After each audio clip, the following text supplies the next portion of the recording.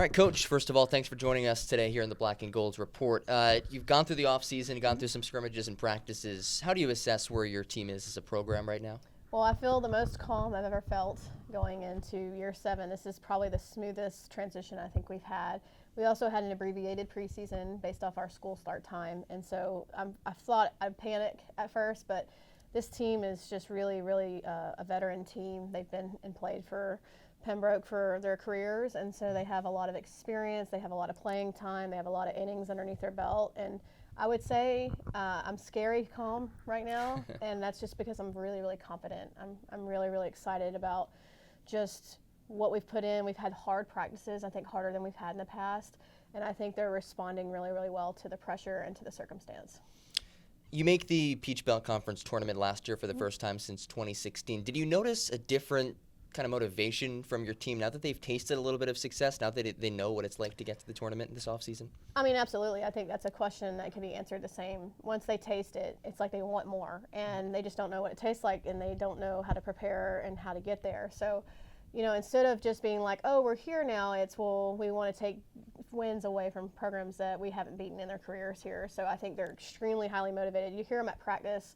Sometimes if we're doing a play or running a set, and they'll be like, oh, do you remember when so-and-so did that to us last year? This is how we're going to defend against it. This is how we're going to be better, and we're definitely going to beat them. They have started to take tallies of people that they haven't beaten in their career here, and so I'm really excited about it if they use that emotion in the right way, because we don't want them to get too high and get hyped up for every game, but we also want them to understand that they can play on a level playing field with anybody in the Peach Belt, and I think now that they recognize that, I think they're going to be unstoppable.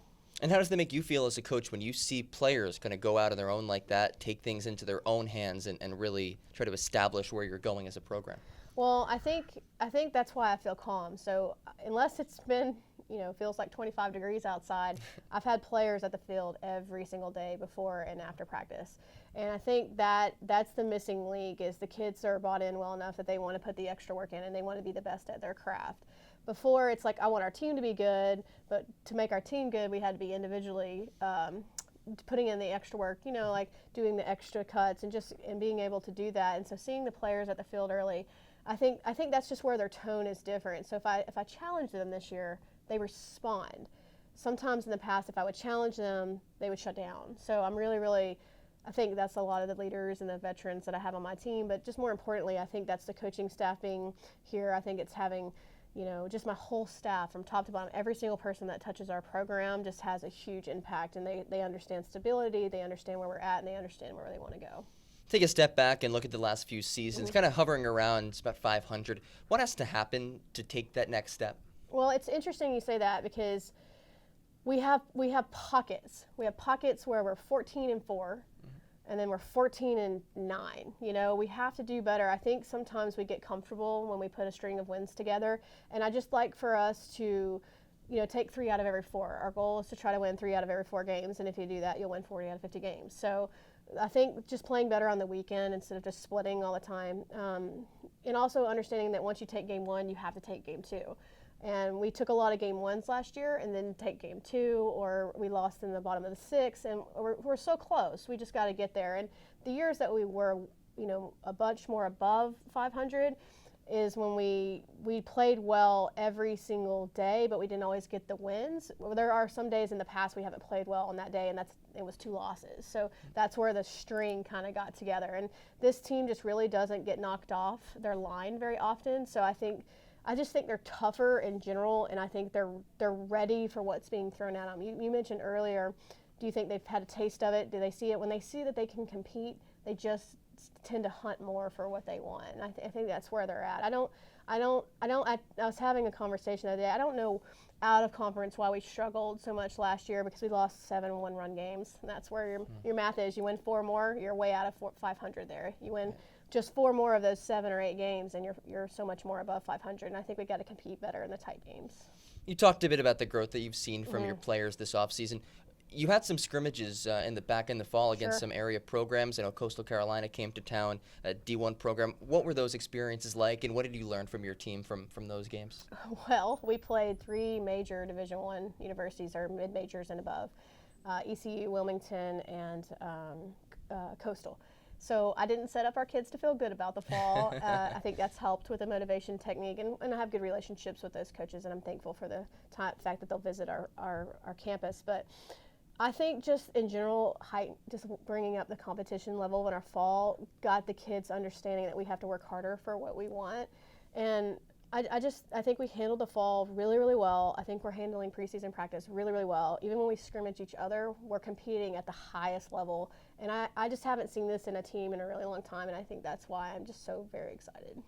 So looking forward now to this season, 34 home games, that's a remarkable number, and in fact, it's a program record as long as some games aren't canceled or whatever it may be. 34 home games. When you heard that, when that schedule came to be, what were your thoughts on having 34 home games? Well, it's crazy because I kind of saw it unfold as we were making the schedule. We've got really lucky, and some teams that are just passing through this year are playing a home game that we're not returning. So it just kept, one, and then it was 2 teams, and then it was 3, and then 4 people visiting where we're not returning the trip because they're passing through turns into 8 home games. And right. So I think the girls like that they're going to be at home. And one thing we really talked about our very first meeting of the preseason was we have to be tougher at home. Just in general, we have to be tougher at home. And I think they're bought into defending our field better. We understand our spacing really, really well. We understand our elements, our weather, and what it's like to play at home. And I think we've just talked about discussing how we're going to be at home, how we're going to prepare our bodies to be at home. We get to be sleeping in our own beds. We need to get enough sleep. We're not going to be on a bus, so let's freaking go get them.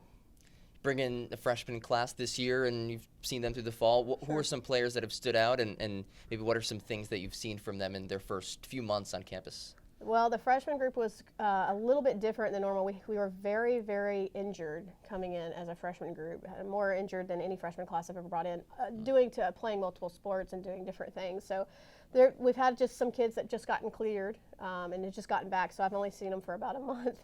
But every day a new freshman does something different that surprises me.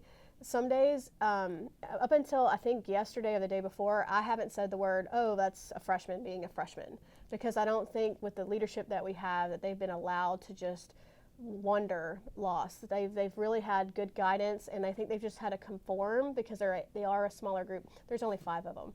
So when they're a smaller group with a larger group of returners, they seem to mold and bend and shape faster than when they're a larger group and they're more of the majority. So it's been nice to have groups of 5 lately, much more balanced classes. And I mean, I could speak about all 5 of them at any point in time and tell you a different story about how they've impacted our team in a positive way. All 5 of them have gotten playing time in our scrimmages and have shown really, really huge signs of success.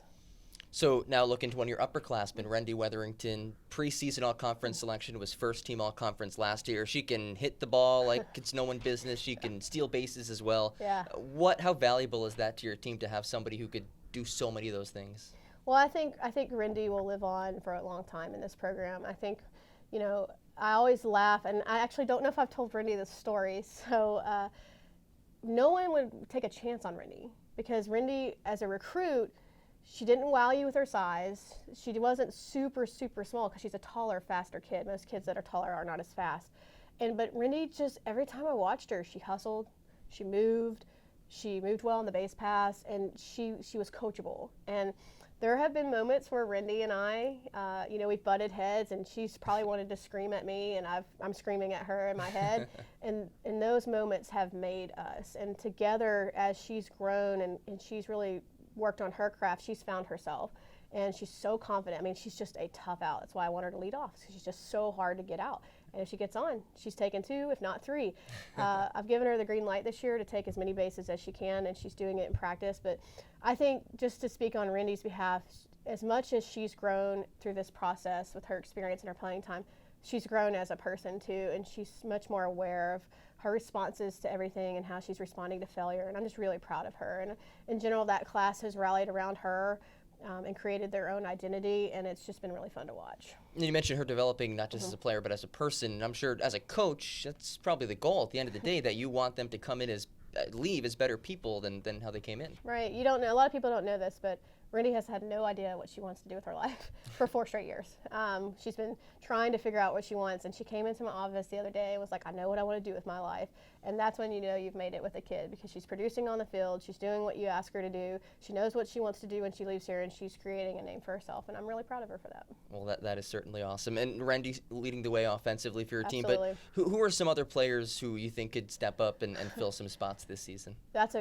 I feel like any person has highlight days on our team, and I used to worry about our depth a little bit, and it used to be, you knew these kids were playing, and these kids, if they came in, they wouldn't hurt you or do any damage, but there's so many kids on our roster will do damage now. I think some of the younger kids that really stepped up are our sophomores, Carson and Lauren. I mean, the juniors have so much, all 4 of them have played so much in their career. They're making an impact all the time, but just the younger kids, watching Carson grow from a freshman to a sophomore in LA, they're starting to get to more balls, they're starting to communicate more effectively, they're being more dominant with their voice, and they're showing leadership already as sophomores. I mean, I don't know any coach that wouldn't be excited about that, but you still have Jordan Adcox and Emily and Mary and Tatum who have significant playing time underneath their belt. So just in general, we're so heavy with juniors and seniors that have tons and tons of playing time.